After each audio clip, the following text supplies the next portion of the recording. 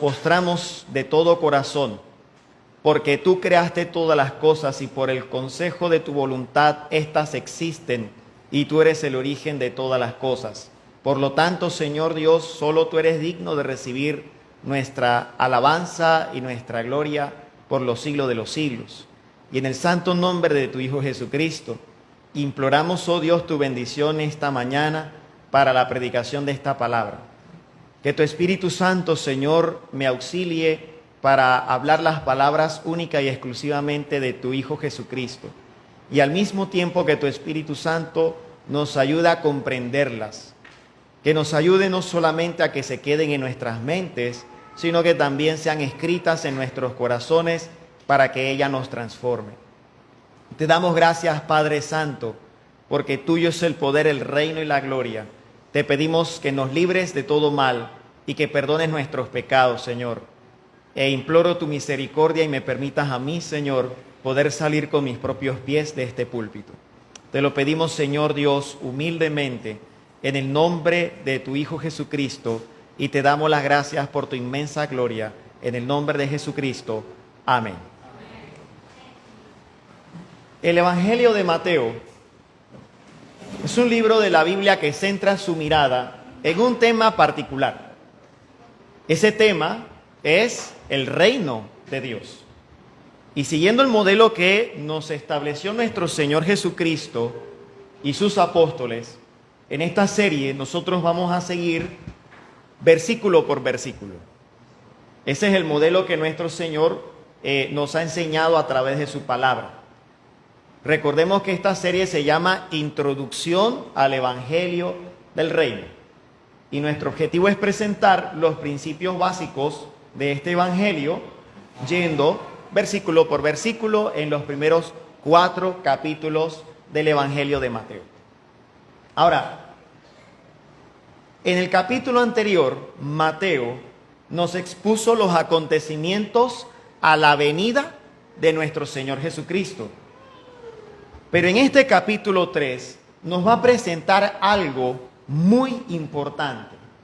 Mateo nos presenta los acontecimientos previos a la inauguración del reino de los cielos. Por eso es importante.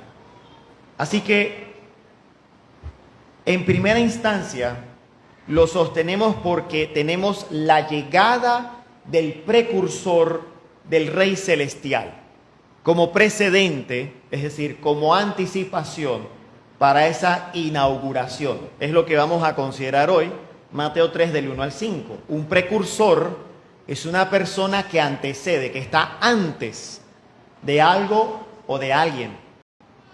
Entonces, Juan el Bautista es el precursor de la inauguración del reino de Dios.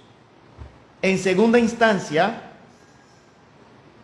también lo sabemos o lo sostenemos por el mensaje claro y contundente de Juan el Bautista y de su audiencia. Eso lo veremos, si Dios quiere, en Mateo 3 del 5 al 12, más adelante. Y finalmente lo sostenemos por el cumplimiento del propósito final y más grande de su mensaje con la llegada del Rey de los cielos a inaugurar su reino, en ese despliegue extraordinario de la augusta majestad de Dios. En Mateo 3, del 13 al 17. Así es como vamos a dividir este capítulo.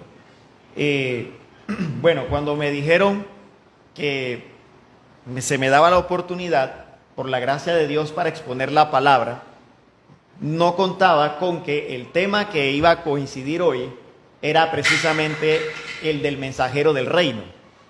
Así que es la providencia de Dios que un día como hoy estemos hablando al respecto.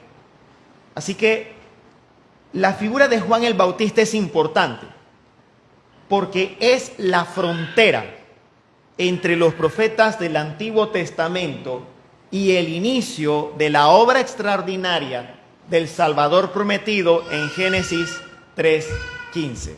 ¿Qué es Génesis 3:15? Amén. La primera declaración, el primer evangelio, correcto. Por lo tanto, el propósito de nuestra presente predicación es describir los rasgos de este mensajero precursor, de Juan el Bautista, y extraer los principios que se aplican para nosotros hoy. Así que como primer punto, hablaremos de Juan el Bautista y su mensaje principal, que es de hecho lo más profundo de esta predicación. Como segundo punto, la propia predicación de Juan el Bautista como esa señal precursora del reino de Dios. Como tercero, describiremos la personalidad del mensajero del reino mediante pues el análisis de sus rasgos físicos, porque como leímos, se describe físicamente a Juan el Bautista y hay una razón por ello. Y finalmente, veremos entonces las aplicaciones a nuestro contexto en este siglo XXI. Así que comencemos. Juan el Bautista y su mensaje. Mateo 3, del 1 al 2. Vamos a ver Mateo 3, del 1 al 2. En aquellos días vino Juan el Bautista predicando en el desierto de Judea. La palabra nos presenta que Juan el Bautista era un predicador. Nos lo dice aquí. Pero el Señor Jesucristo nos explica que Juan no era cualquier clase de predicador. Era un profeta. Y no cualquier profeta. Era el último de los profetas del Antiguo Testamento. ¿Cómo nosotros lo sabemos? En Mateo 11, del 11 al 13, nuestro Señor nos lo explica tal cual como lo acabo de decir. Palabras más, palabras menos. Mateo 11, del 11 al 13, dice así: de cierto os digo, entre los que nacen de mujer no se ha levantado otro mayor que Juan el Bautista, pero el más pequeño en el reino de los cielos mayor es que él. ¿Por qué? Porque desde los días de Juan el Bautista hasta ahora, el reino de los cielos sufre violencia y los violentos lo arrebatan. Y luego dice, porque todos los profetas y la ley profetizaron hasta Juan. No lo hemos inventado. El Señor Jesucristo lo acaba de declarar aquí. La ley y los profetas llegaban hasta Juan el Bautista. Y por eso es importante estudiar la figura de Juan el Bautista, porque es la figura que marca el final de una época y la transición a una época distinta, que es la venida del reino de los cielos.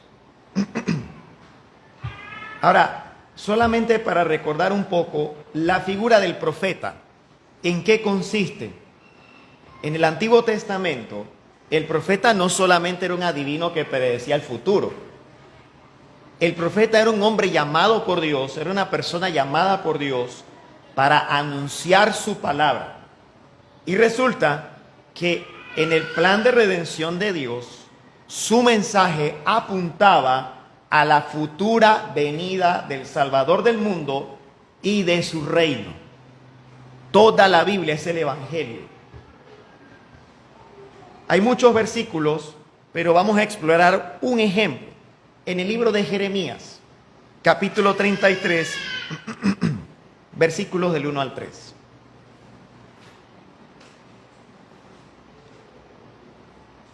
Jeremías 33,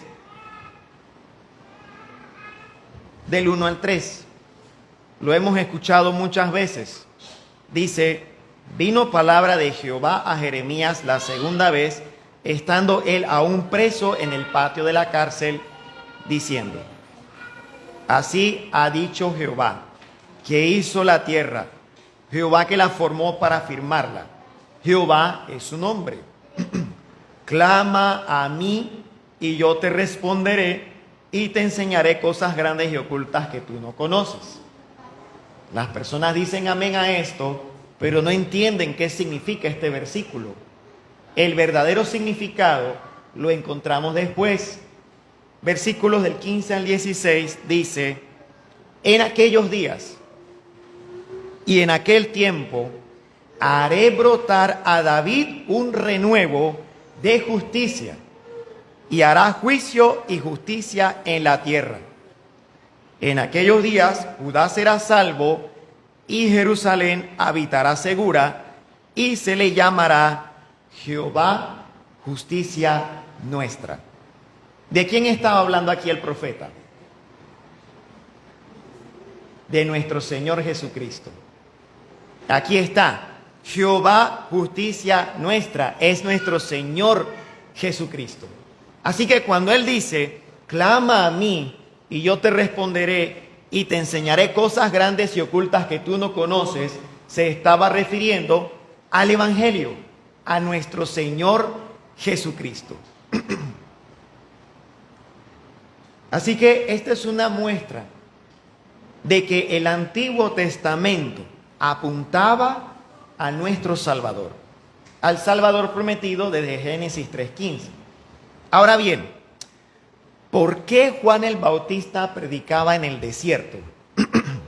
¿Por qué no predicaba en las plazas? ¿Por qué en el desierto? Primero, que el desierto de Palestina no es igual al del Sahara. No es un lugar solo lleno de arena. Es algo más similar a nuestro desierto de Sarigua. Es un yermo. Es un lugar con poca vegetación, con poca vida animal, pero muy rocoso. ¿Pero por qué ahí? Y en la Biblia, el desierto es símbolo de prueba. En la Biblia, el desierto es un símbolo de aflicción. Recordemos el Éxodo. El desierto fue el lugar donde el pueblo de Israel fue probado y fracasó. Y por eso tuvieron que pasar 40 años dando vueltas, como castigo de parte de Dios por su fracaso. Recordemos también la tentación de Jesús. Jesús fue tentado en el desierto. Entonces, ¿por qué el desierto? Porque básicamente Juan el Bautista era la voz de esperanza de parte de Dios en medio de la angustia y del fracaso de la humanidad. Y por eso no era casualidad que el precursor llegara y predicara su mensaje ahí. Pero aquí viene otra pregunta. ¿Cuál era el mensaje de esperanza para la humanidad? Lo tenemos en el versículo 2. Y diciendo, arrepentíos, porque el reino de los cielos se ha acercado. Un mensaje claramente singular, porque ¿cómo es que un mensaje de esperanza comienza con arrepiéntanse? Eso no lo escuchamos hoy. Hoy no dice mensaje de esperanza y es otra cosa. Mensaje positivo, un mensaje bonito, un mensaje agradable para el corazón. Pero Juan el Bautista, mandado por Dios, dice, arrepiéntanse. ¿Pero por qué?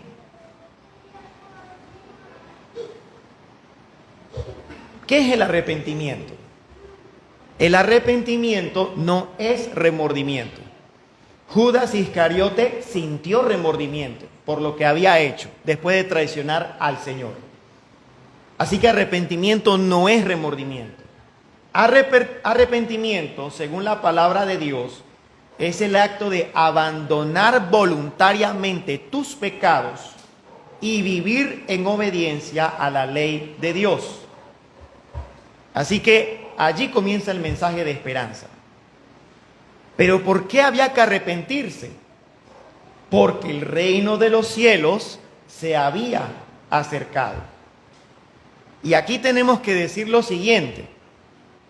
Desafortunadamente nosotros estamos acostumbrados a un mensaje que no es el de la Biblia.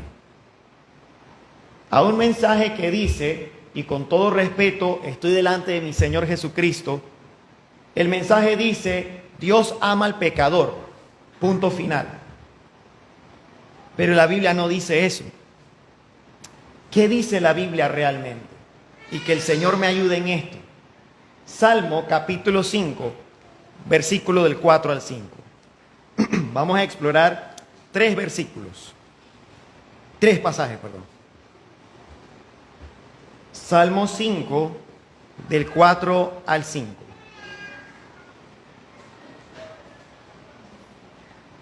Dice, porque tú no eres un Dios que se complace en la maldad.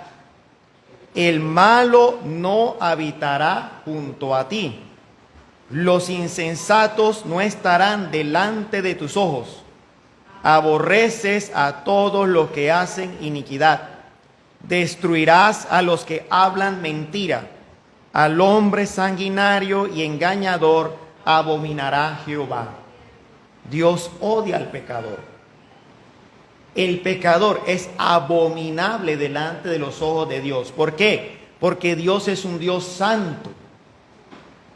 Y por eso decimos, bíblicamente hablando, que eso de que Dios ama al pecador, punto final, no es bíblico. Y por eso millones de personas están yendo al infierno porque son idólatras, porque adoran a un Dios que no es el Padre de nuestro Señor Jesucristo. Eso en primera instancia. En la segunda, Juan 3:36 nos da otra pista al respecto.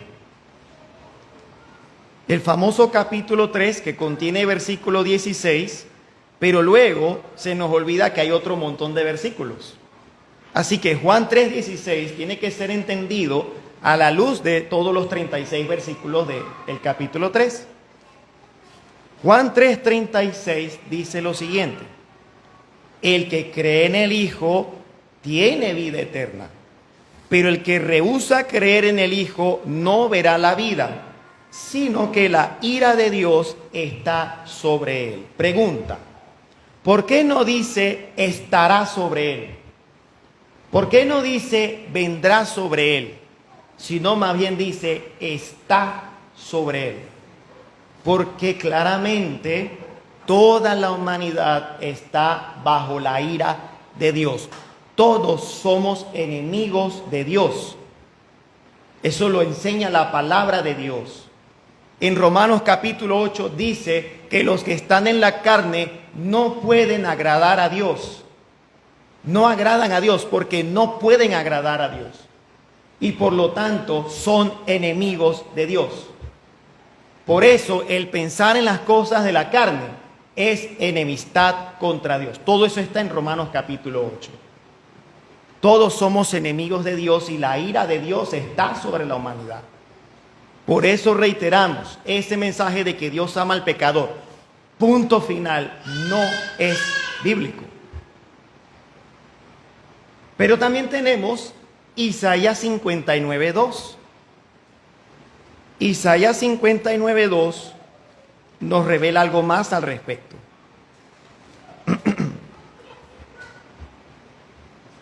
¿Qué es lo que nos separa de Dios? Dice Isaías 59:2, pero vuestras iniquidades han hecho división entre vosotros y vuestro Dios, y vuestros pecados han hecho ocultar de vosotros su rostro para no oír. Dios no escucha al pecador, porque Dios es un Dios santo. Amén. Dice la palabra de Dios que Dios se glorifica en su justicia. Eso lo hemos estado estudiando en el libro de Apocalipsis. Dice: bendito sea Señor Dios, tú Dios justo. Entonces Dios se glorifica en la justicia. Así que el mensaje de Juan el Bautista cobra sentido. Arrepiéntanse, porque el reino de Dios se ha acercado. ¿Qué contraste, hermanos, con ese evangelio azucarado y terapéutico de hoy? Que no nos manda al arrepentimiento, que no nos habla de estas cosas. Tenemos una falsa expectativa de salvación, pero la Biblia es clara, estamos en un peligro inminente. Y por eso el mensaje de esperanza de Juan el Bautista comienza con arrepiéntete, arrepiéntanse. Ahora, el reino de los cielos se ha acercado. Pero, ¿qué es el reino de Dios? ¿Y por qué se había acercado? Según las Sagradas Escrituras, hermanos, el reino de los cielos es la esfera de gobierno de Dios. Dios gobierna todo el universo, visible e invisible. Pero un día establecerá literalmente su trono en el planeta Tierra para reinar eternamente con sus santos elegidos. Ese es el reino de Dios. Por eso nuestro Señor Jesucristo nos mandó a orar diciendo: venga a nosotros tu reino y hágase tu voluntad, como se hace en los cielos, que se haga aquí en la tierra. De eso se trata el reino de Dios. ¿Cómo nosotros lo sabemos? Daniel 2:44. Vamos a ver qué nos dice la palabra de Dios. Daniel 2:44.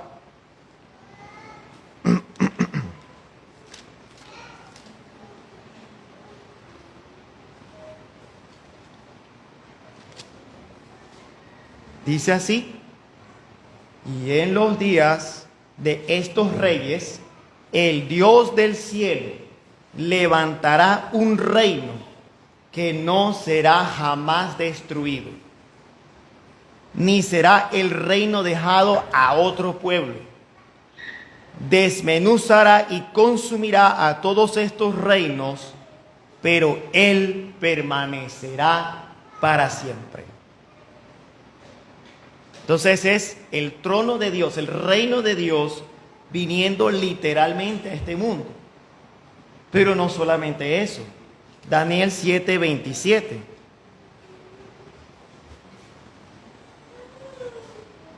Vamos a leer desde el 26. Pero se sentará el juez con mayúscula y le quitarán su dominio para que sea destruido y arruinado hasta el fin. Este es el anticristo. Este que será quitado, le será quitado el dominio, es el anticristo. Cuando se siente el juez, Dios, Cristo. Y que el reino y el dominio y la majestad de los reinos debajo de todo el cielo sea dado al pueblo de los santos del Altísimo, cuyo reino es reino eterno, y todos los dominios le servirán y obedecerán. Ese es el reino de Dios. ¿Alguien podría, por favor, traerme un poco de agua? Estoy un poco...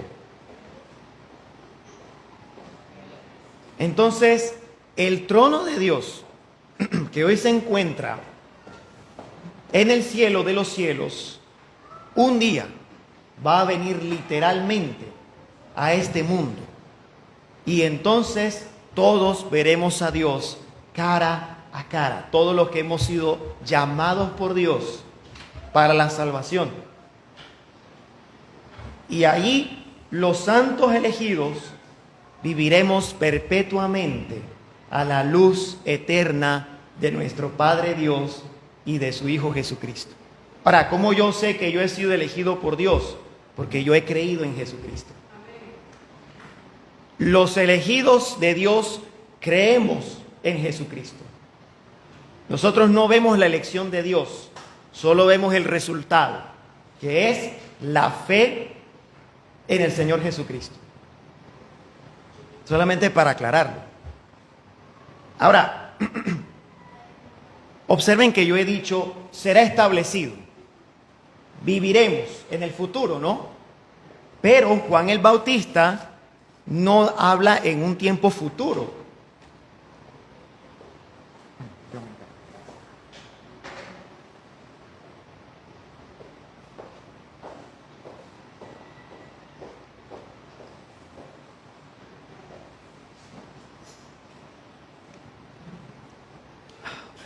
En Mateo, muchas gracias, volvemos a leer: arrepentíos porque el reino de los cielos se ha acercado.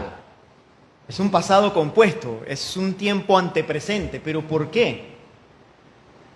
Esto nos da la pista.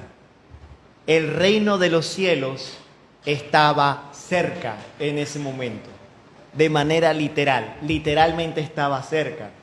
Y es interesante porque el Señor Jesucristo más adelante habla algo diferente. En Mateo 12:28, dice el Señor, en Mateo 12:28, pero si yo por el Espíritu de Dios echo fuera a los demonios, ciertamente ha llegado a vosotros el reino de Dios. Entonces notemos la diferencia. Juan el Bautista dice, el reino de los cielos se ha acercado, pero el Señor Jesucristo dice, el reino de Dios ha llegado. Acercarse es estar en camino y llegar es estar presente. Por lo tanto, Juan el Bautista, repetimos, estaba diciendo, el reino de los cielos está cerca. Eso era lo que él estaba diciendo. Y por eso sostenemos que la inauguración del reino de Dios, como lo acabamos de leer en Mateo 12:28, comenzó con la obra milagrosa de nuestro Señor Jesucristo. En ese momento se inauguró el reino de Dios. Así que, ¿cuál era la misión de Juan el Bautista? Anunciar que el reino de los cielos se había acercado y por eso era necesario que todos los hombres se arrepintieran de sus pecados por todo lo que nosotros acabamos de decir. Por lo tanto, el primer rasgo que estamos observando de Juan el Bautista era la misión. Todo mensajero del reino tiene la misión de anunciar el evangelio de Jesucristo. Nada más, nada menos. En Tito, el apóstol Pablo, inspirado por el Espíritu Santo, dice lo siguiente. Tito 2, del 11 al 14.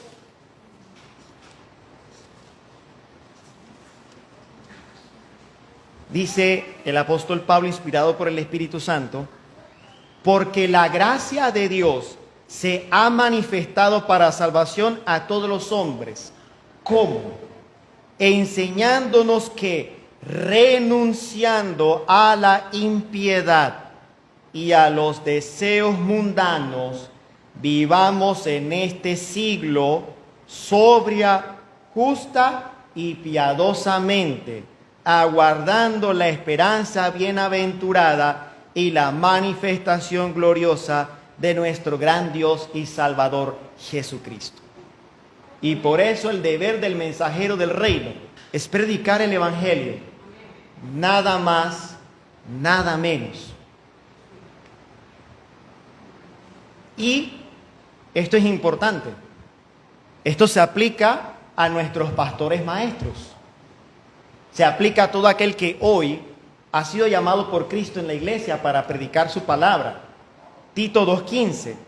Esto habla y exhorta y reprende con toda autoridad. Nadie te menosprecie. Pablo le estaba diciendo a Tito, predica el evangelio, pero nadie te menosprecie por predicar el evangelio. Ahora, puede que alguien se esté preguntando, pero ¿no era que Juan el Bautista era profeta? ¿Cómo es que esto se aplica a los pastores maestros hoy? Y bueno, lo digo porque algunos de nosotros hemos crecido y nos hemos formado en una tradición distinta, que habla de la existencia de apóstoles y profetas de hoy. Nosotros como bautistas no creemos eso. ¿Por qué? Porque para la gloria de Dios y que el Señor nos ayude a que sea así de verdad, nos sostenemos con lo que dice la palabra de Dios. Y la palabra de Dios dice que actualmente hay dos oficios en vigencia: el pastor y el diácono. El pastor, presbítero, obispo, es la misma función, la misma función. Supervisar, básicamente, proteger, enseñar. Y el diácono, cuya función es ayudar. Esa es la función o son los oficios que nosotros reconocemos bíblicamente. Pero yo quisiera traer el testimonio de nuestros hermanos de la iglesia primitiva. En un documento que se llama la Didache o Enseñanza de los Apóstoles, para apoyar lo que ya la Biblia ha dejado claro, solamente como una ayuda, como un auxilio de estos hermanos. Y este documento, que fue escrito entre el siglo I y el siglo II de nuestra era, o sea, básicamente estaba circulando con los libros de la Biblia cuando se escribieron. Dice así: sobre los obispos y diáconos. Designaos pues obispos y diáconos dignos del Señor, hombres mansos y no amantes del dinero, íntegros y aprobados, porque estos ejecutarán el servicio de profetas y maestros para vosotros. Por tanto, no los despreciéis, porque son hombres honorables junto con los profetas y los maestros. Así que la iglesia primitiva testificaba que llegaría el día en que los apóstoles, que eran los profetas, iban a cumplir su misión y no se necesitarían más. ¿Por qué? Porque ellos establecían el cimiento. Es decir, ellos establecían las bases de la doctrina guiados por el Espíritu Santo. A partir de ahí, nuestro deber es ser conservadores de la doctrina. Voy a usar una palabra que a algunos le va a sonar dura, pero es lo que describe esto: ser ortodoxos. Sabemos lo que significa ortodoxia. Ortodoxia es lo que es correcto, contrario a lo de heterodoxo. Entonces, nosotros debemos ser ortodoxos en la palabra de Dios. Cuando a mí me dicen, yo digo que yo soy ortodoxo, las personas se espantan porque piensan que ser ortodoxo es ser cuadrado de mente. Pero eso no significa ser ortodoxo. Ortodoxo significa hacer las cosas correctamente. Así que el Señor nos manda a ser ortodoxos.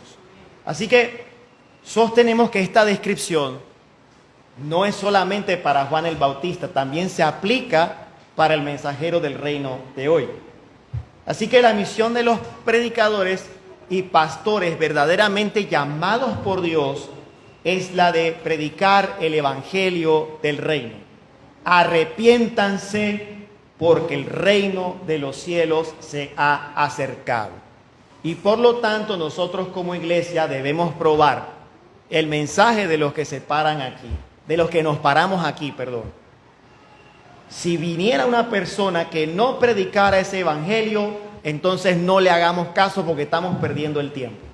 Es un falso profeta y un falso maestro, porque no predica el evangelio de nuestro Señor Jesucristo. Y lamentablemente muchos de nosotros en nuestras redes sociales seguimos a celebridades, seguimos a pastores, entre comillas, que predican este evangelio azucarado, terapéutico, que no tiene nada que ver con el evangelio de nuestro Señor Jesucristo. Ahora, lo segundo es Juan el Bautista, la misma persona de Juan el Bautista. Mateo 3:3 dice: pues este es aquel de quien habló el profeta Isaías cuando dijo: voz del que clama en el desierto, preparad el camino del Señor, enderezad sus sendas. Claramente se nos anuncia que él era el precursor de Cristo, citando a Isaías 43. Este versículo de aquí, que se cita del profeta Isaías, es Isaías 43. Pero al mismo tiempo, ¿cómo nosotros sabemos que Juan el Bautista era precursor del reino de Dios? Porque él era el Elías prometido. Él era la persona que estaría introduciendo al Rey, nuestro Señor Jesucristo. Y en este sentido, nosotros, si lo aplicamos a nuestra vida hoy, el mensajero del reino debe creer lo que él predica, pero no solamente creerlo, debe anunciar la llegada del reino de los cielos, que hace 2000 años verdaderamente Cristo murió y verdaderamente resucitó y verdaderamente ahora está reinando a la diestra del Padre Omnipotente, y un día volverá a juzgar a vivos y a muertos por todas las obras que hayan hecho. Ciertamente Él volverá. ¿Cómo nos encontrará Él en ese día? Esa es la pregunta que nos debemos hacer. La Biblia lo enseña, no lo estamos inventando. Voy a leer para ustedes Daniel, capítulo 12, versículos del 2 al 3. Un libro que ha estado de moda con esto de la guerra de Ucrania, etc. Daniel 12, del 2 al 3, dice: y muchos de los que duermen en el polvo de la tierra serán despertados, unos para vida eterna y otros para vergüenza y confusión perpetua. Perpetua es para siempre. Los entendidos resplandecerán como el resplandor del firmamento, y los que enseñan la justicia a la multitud como las estrellas a perpetua eternidad. Ese es Cristo, que viene a juzgar ciertamente a vivos y a muertos. Por eso el púlpito de nuestra iglesia local, de todas las iglesias locales de Cristo, el púlpito de la sala de nuestra casa debe enseñar estas cosas. Pero para poder saber estas cosas, nosotros necesitamos la lectura y el estudio de la palabra. Es decir, todo mensajero del reino está llamado a ser un teólogo o un teólogo en potencia. En palabras de Primera de Juan, conocedores o niños, especialistas o jóvenes, expertos o ancianos. Y yo le quiero dar gracias a Dios porque hoy podemos dar testimonio de estas cosas. Hoy podemos dar testimonio de cómo la palabra de Dios, de entre nosotros los que estamos aquí sentados, ha tomado a muchos de nosotros y nos está transformando la palabra. Yo creo firmemente eso porque los milagros verdaderamente existen, hermanos. Nuestro Dios no está muerto, es un Dios vivo y verdadero. Y se nota para la gloria de Dios que entre nosotros hay personas que el Espíritu de Dios, por medio de su palabra, está transformando cada día, domingo tras domingo. Y con todo respeto, no hemos necesitado ninguna técnica del mundo. La única técnica que hemos usado es la predicación de la palabra de Dios. Y muchos de entre nosotros podemos testificar que estamos comenzando a conocer la palabra de Dios. Otros podemos testificar que somos especialistas en la palabra de Dios. Y quiera Dios que algún día de entre nosotros se levanten expertos. Pero un rasgo de aquel que es experto en la palabra es la humildad. Mientras nosotros más entendemos la palabra de Dios, mayor humildad debe haber en nuestra vida. Si una persona está llena de conocimiento de la palabra, pero no hay humildad, esa persona realmente no ha entendido el Evangelio. A mayor conocimiento, mayor humildad. Y gloria a Dios por eso. Gloria a Dios por los milagros que están ocurriendo delante de nuestros ojos, hermanos. Porque verdaderamente están ocurriendo. Y yo le doy gracias a Dios por eso. Así que este es otro rasgo del evangelista, del mensajero del reino. Finalmente, ¿qué nos dicen los rasgos físicos de Juan el Bautista respecto a su personalidad? Vamos a leer Mateo 3, del 4 al 5.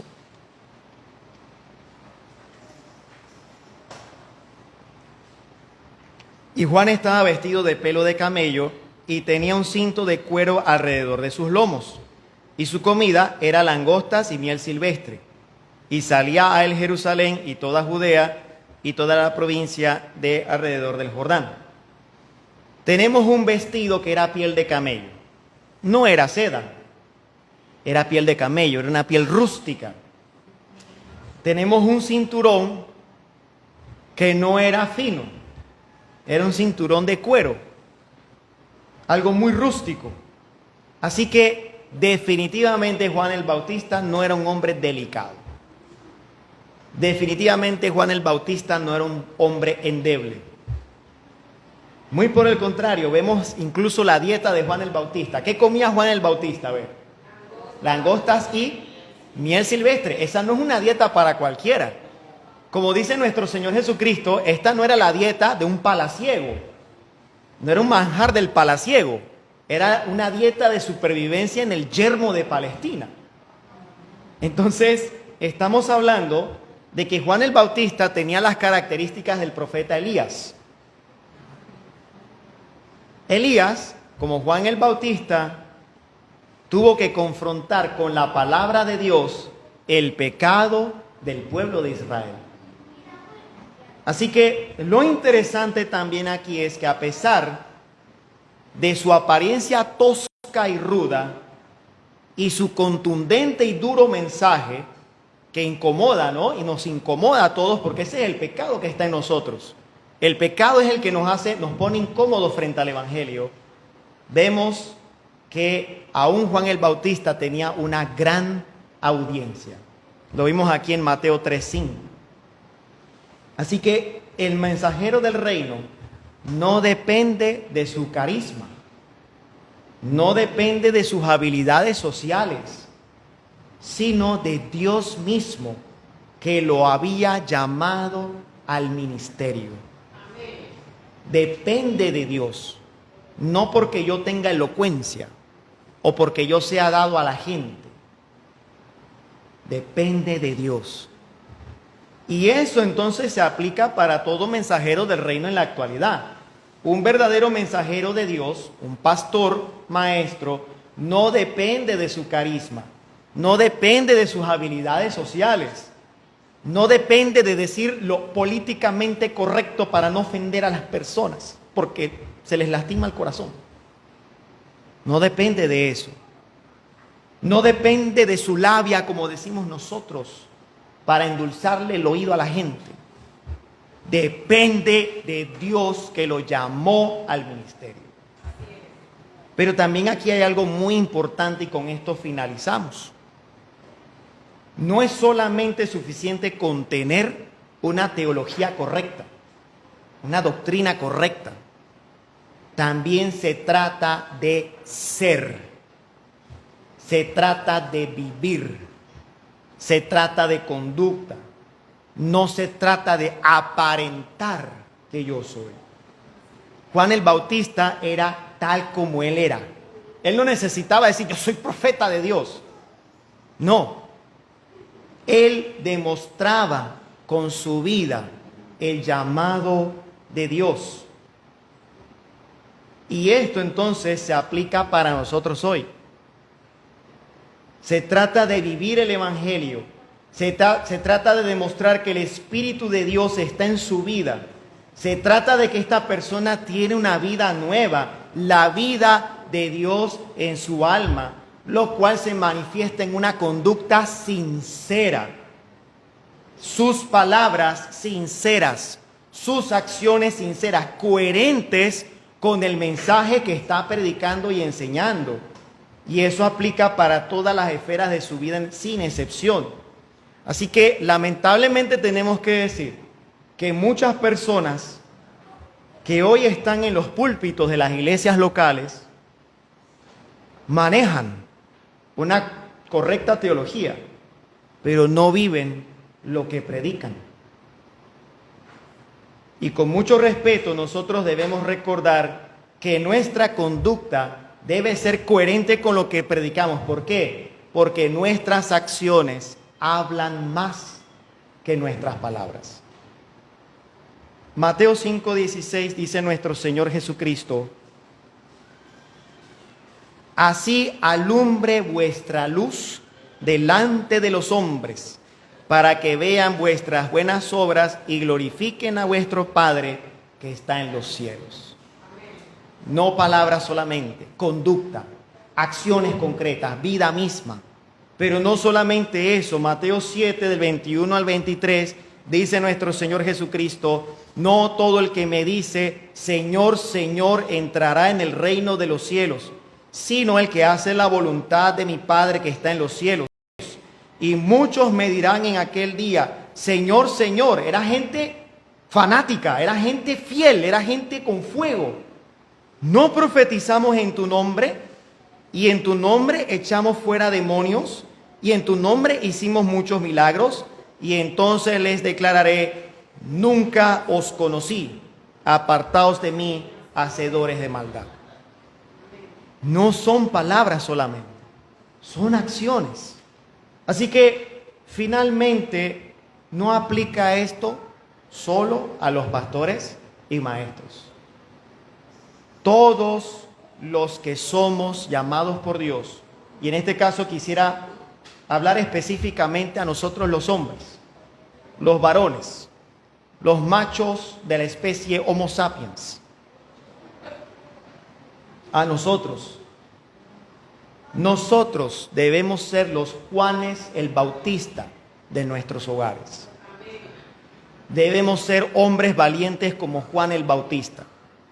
Debemos enfrentarnos al pecado de nosotros, de nuestras esposas, de nuestros hijos. Y debemos predicarles el Evangelio, pero no solo predicarles de palabra, predicarles también con acciones. Todo padre de familia es esa voz que clama en el desierto y le dice a su familia y al mundo: arrepiéntanse, porque el reino de los cielos está cerca. Y yo quisiera reiterar algo que dijimos anteriormente. Sin masculinidad bíblica no hay madurez espiritual en la iglesia. El liderazgo masculino es importantísimo. Nosotros podemos hacer muchos métodos y hacer muchas cosas, pero sin masculinidad bíblica no hay madurez espiritual. Por eso dice el Señor: todo conocedor de la doctrina de la palabra es como un padre de familia, subrayo padre de familia, que saca de su tesoro cosas nuevas y cosas viejas para bendecir a su familia. Entonces el llamado es para todos nosotros.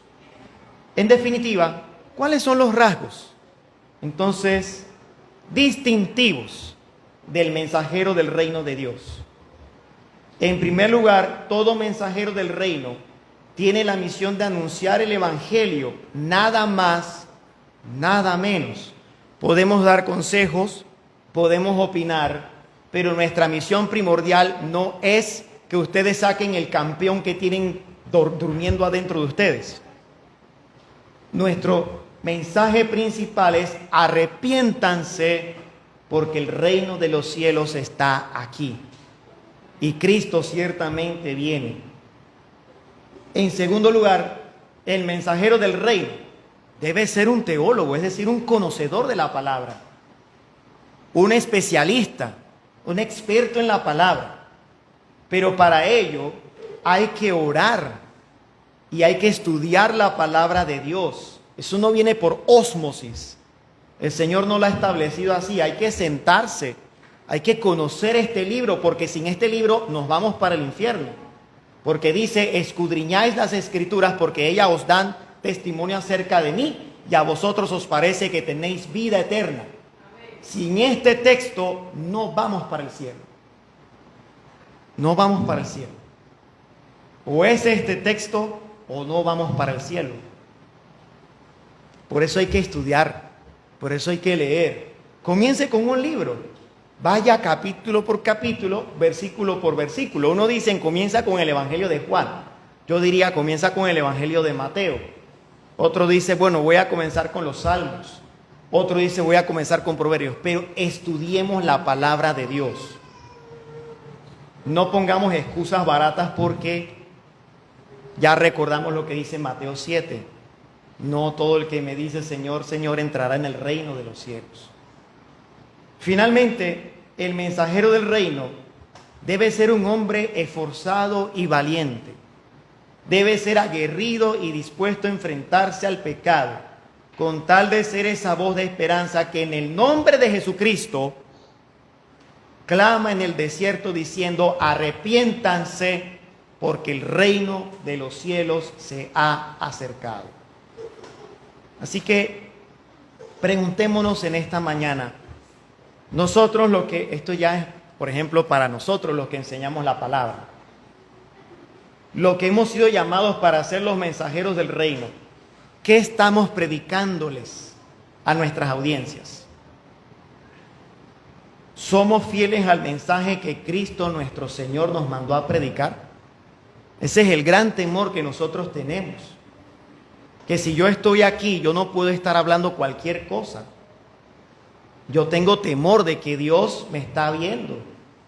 Y así como los sacerdotes, si hacían algo mal, eran muertos en el acto, que tenían que sacarlo con una vara, asimismo nosotros tenemos que tener cuidado. No vaya a ser que Dios nos fulmine por decir algo blasfemo en contra de Él. Y así ha pasado en muchas ocasiones. Y si no, en el día del juicio final. ¿Qué hiciste tú con esa audiencia que yo te di? ¿Qué les estuviste enseñando cuando tenías que predicarles mi mensaje? Varones de Betel, ¿qué les estamos enseñando a nuestras esposas e hijos? ¿Son nuestras acciones coherentes con el mensaje que creemos y predicamos? ¿Estamos dispuestos a ser esas voces en el desierto que predican con sus palabras y con sus acciones el Evangelio de nuestro Señor y Dios Jesucristo? Esa es la primera pregunta o la siguiente pregunta que nos debemos hacer. Pero también, hermanas de Betel, ¿qué les estamos enseñando a nuestros hijos en el hogar? ¿Qué estamos enseñándoles a nuestras hermanas más jóvenes? Las chicas jóvenes, las niñas, ¿están aprendiendo de ustedes el Evangelio? ¿Eso es lo que están aprendiendo o están aprendiendo otra cosa? Hoy tenemos un arma que Satanás está usando para romper, destruir a la iglesia por dentro, que es el feminismo. ¿Qué es lo que le estamos enseñando entonces a nuestras hermanas más jóvenes? Hermanos y hermanas de Betel, dado que toda la Biblia es la palabra de Dios, ¿creemos que todo lo que tenemos en la Biblia es verdad? Esa pregunta es bien fuerte. ¿Por qué? Porque yo puedo decir, es cierto todo lo que yo he leído y no aceptarlo.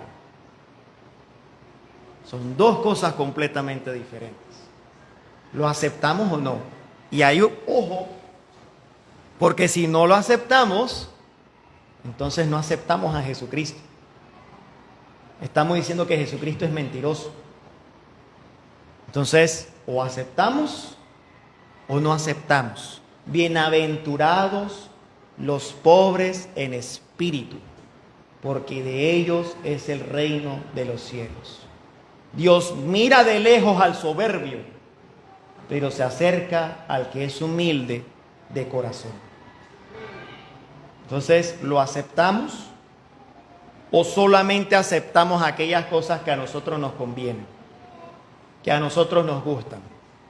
Repetimos, entonces no estamos creyendo en el Dios, somos idólatras, porque estamos fabricando un Dios a nuestra imagen, conforme a nuestra semejanza. Que Dios nos libre, porque estamos propensos a eso todos. Iglesia Bautista Betel, ¿estamos cada día creciendo más y más en nuestro conocimiento del Evangelio? ¿O seguimos con lo que aprendimos hace mucho tiempo atrás? Seguimos igualitos. ¿Somos hoy más conocedores de la palabra de Dios de lo que éramos hace tiempo atrás? ¿Nos hemos vuelto especialistas en el reino de Dios? ¿Nos hemos vuelto especialistas en el Evangelio? ¿Estamos en camino a volvernos expertos en la palabra de Dios? ¿Practicando y enseñando lo que Cristo nos manda en su palabra? Esa es otra pregunta que nosotros debemos hacernos. La senda del justo dice que es como la luz de la aurora, que se va haciendo cada vez más brillante hasta que el día es perfecto. Y dice el Señor, el justo por su fe vivirá, pero el que retrocede no agrada a mi alma. Si nosotros somos verdaderamente cristianos, vamos increciendo, vamos hacia arriba. Tal vez no se note mucho actualmente, Tal vez lo percibamos como algo muy pequeño en nuestro corazón, pero las otras personas no lo vean. Pero la idea es que con el auxilio del Espíritu Santo, poco a poco, la luz de Cristo brillará a través de nosotros, no lo contrario. Así que finalmente, ya para cerrar, si hay alguien en esta audiencia que aún no ha creído en estas cosas, y cuando digo creerlas, no es solamente decir intelectualmente estoy de acuerdo. Se trata de creerlo para mí. Yo lo creo para mí. Si hubiera alguien que no crea en el Señor Jesucristo, si quiere entrar en el reino de los cielos, venga hoy ante Él en arrepentimiento, porque ciertamente se está acercando el día en que el Señor vendrá a juzgar a vivos y muertos según sus obras. ¿Y dónde estará usted en aquel día final? ¿Dónde estaremos nosotros? Cristo viene, no sabemos cuándo. Maranatha, Cristo viene en breve. ¿Dónde estamos nosotros? ¿Dónde estaremos nosotros cuando Cristo venga? Esa es la pregunta que nosotros nos debemos hacer. Así que vamos a orar con base en estas aplicaciones. Oremos. Padre Dios que estás en los cielos, santificado sea tu nombre. En esta mañana, Señor Dios, te pedimos en primer lugar por el pastor Benjamín, por todos los hermanos que tú has designado, Señor, para predicar tu palabra. Imploramos tu favor. Porque, Señor, si hay algo que reconocer es la gran carga y prueba que deben soportar los pastores y los maestros.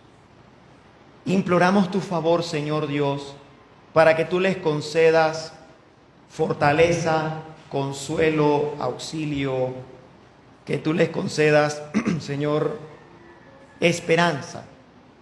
Que tú, Señor, les hagas ver con tu poder los milagros de predicar tu palabra, Señor. Pero si tú decidiste en tu voluntad que no podrían verlo, sino que tendrían que hacerlo por medio de la fe, Señor, auméntales la fe. Cada día, Señor, auméntales la fe. Ayúdalos a ser servidores de tu Hijo Jesucristo, servidores fieles y aprobados, Señor. Y ayúdalos, Señor, a que ellos entiendan que llegará el día en que podrán cegar allá en tu casa, Señor, en el reino de los cielos. Imploramos, Señor, que los libres del mal. Imploramos, Señor, que los libres de toda tentación, a ellos y a sus familias. Y ayúdalos, Señor, a ser testimonio en palabra y en acción. Te pedimos también, Padre Santo, en segundo lugar, por todos nosotros, Señor. Padres, madres de familia, hijos, hijas. Señor, ayúdanos a ser mensajeros fieles del reino.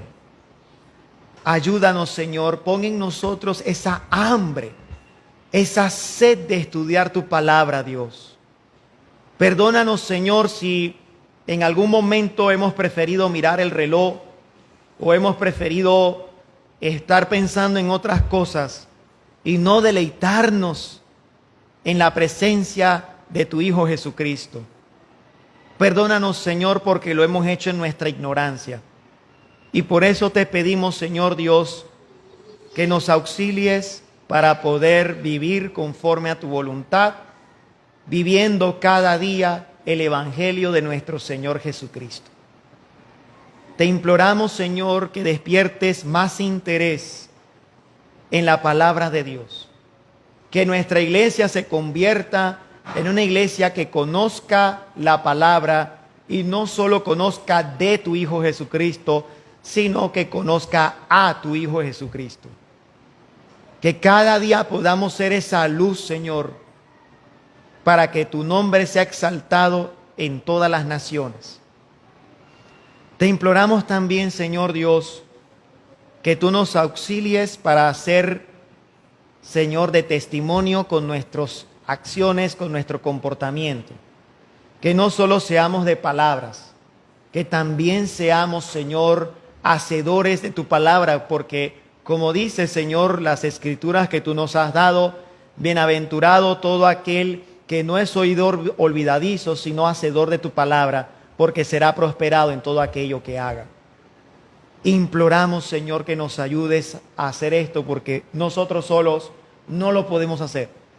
Ten misericordia, Padre Santo, ten piedad de nosotros, Padre Omnipotente. Y finalmente te pedimos por los que de entre nosotros, Señor, no te conocen todavía y no conocen a tu Hijo Jesucristo.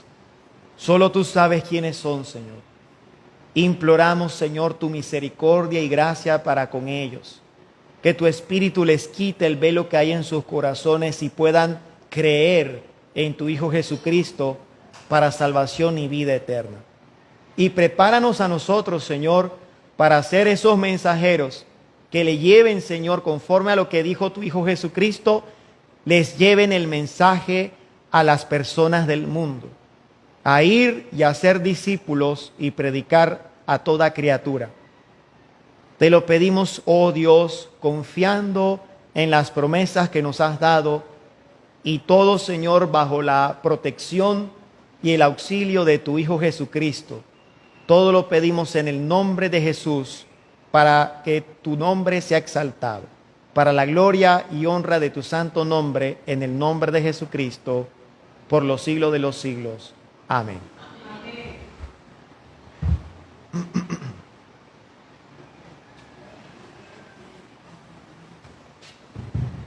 Damos gracias a hermano Luis por su mensaje. Algunas consideraciones importantes. Pablo en Timoteo dice: palabra fiel, si alguno anhela obispado, buena obra desea. Pero déjeme decirle, si a mí se me preguntase, ¿quiere ser pastor por los parámetros de Juan el Bautista? Yo diría que no. No. ¿Explico por qué? Porque ser pastor es una persona que recibió un llamamiento de Dios. Pero, bajo los parámetros aquí,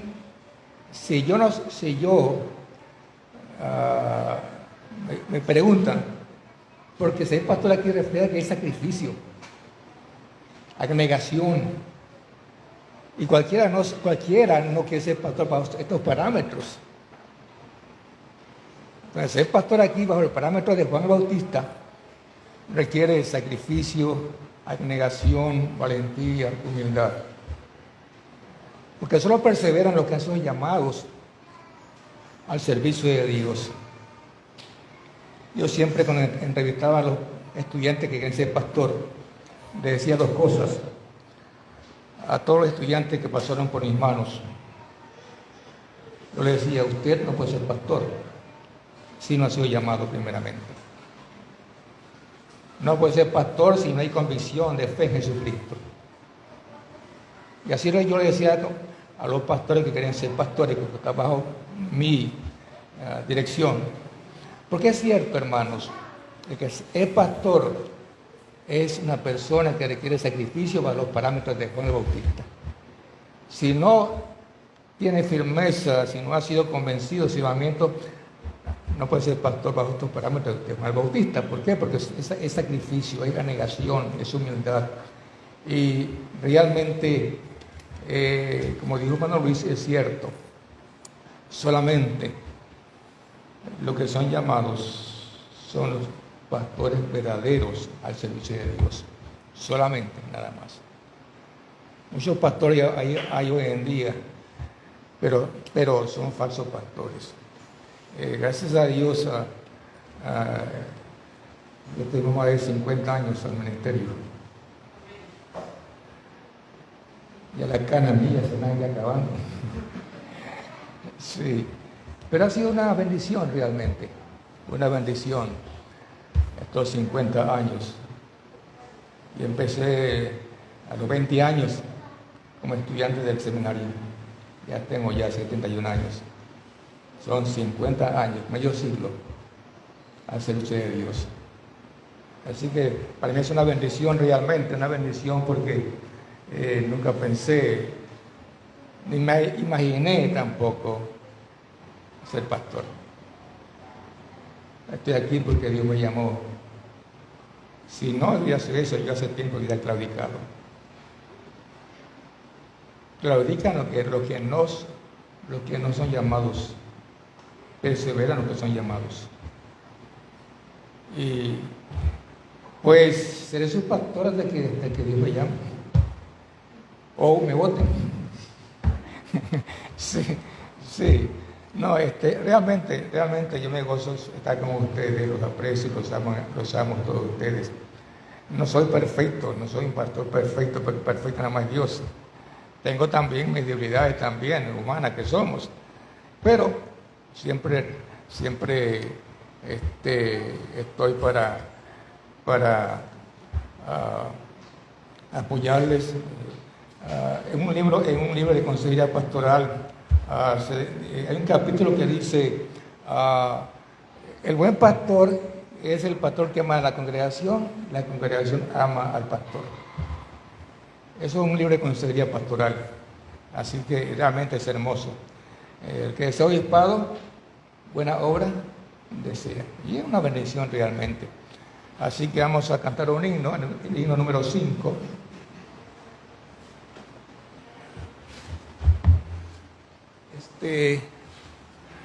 Bueno, realmente ando igual que Luis, también con la voz. A veces la voz no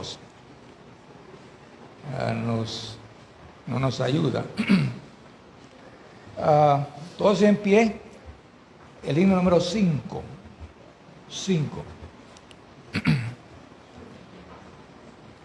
Este himno el 3x4.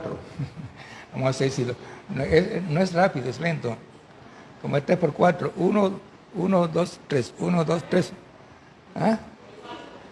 El 5. No, yo estaba hablando de los tiempos del himno. Sí. El 5, ¿no es así, Luis? 5. ¿Ya tienes el 5?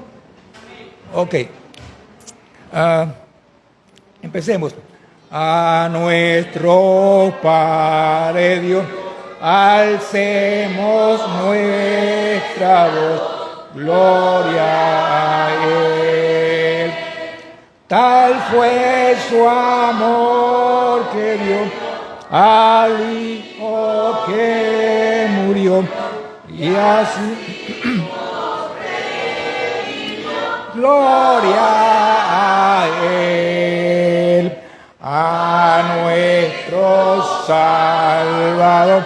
Demos con fe, gloria a Él. Su sangre derramó, con ella nos lavó, y al cielo nos abrió, gloria a Él. Amén. Celebre nuestra voz, gloria a Él. Con nos muestras el amor de Cristo el Señor, gloria a Él. Con gozo y amor cantemos con fervor al Trino Dios. En la eternidad nos muestra Trinidad, por siempre y alabad al Trino Dios. Al Trino Dios. Algo también que dijo Luis es importante, que cuando Cristo venga, la Nueva Jerusalén estará en la tierra con todos los redimidos. Es una gran verdad. Vamos a orar entonces en estos momentos y dando a Dios las gracias por el mensajero esta mañana. Oremos. Padre, damos las gracias esta mañana por tu amor, oh Dios. Bendice la iglesia Betel, oh Dios. Bendice a cada hermano de la iglesia. Y que los hermanos podamos reconocer también tu palabra, que es fiel y también verdadera. Haz que este mensaje, pues, de Juan el Bautista sea un mensaje también relevante para nosotros. Fue el precursor de la venida de Cristo Jesús, el que Dios usó como instrumento para esa venida. Y también las gracias, porque aquí nada más queremos predicar solamente a Cristo Jesús como centro de nuestras vidas. A que este púlpito sea un púlpito que edifica la iglesia, un mensaje que sea cristocéntrico, y así también que la iglesia sea bendecida. Honramos tu santo nombre y guía esta iglesia, bendice esta iglesia. Y Señor Jesús, gracias una vez más te damos en Cristo Jesús. Amén. Hermanos, bendiciones. Entonces Dios les bendiga ricamente y que Dios me les guarde a todos ustedes este tiempo.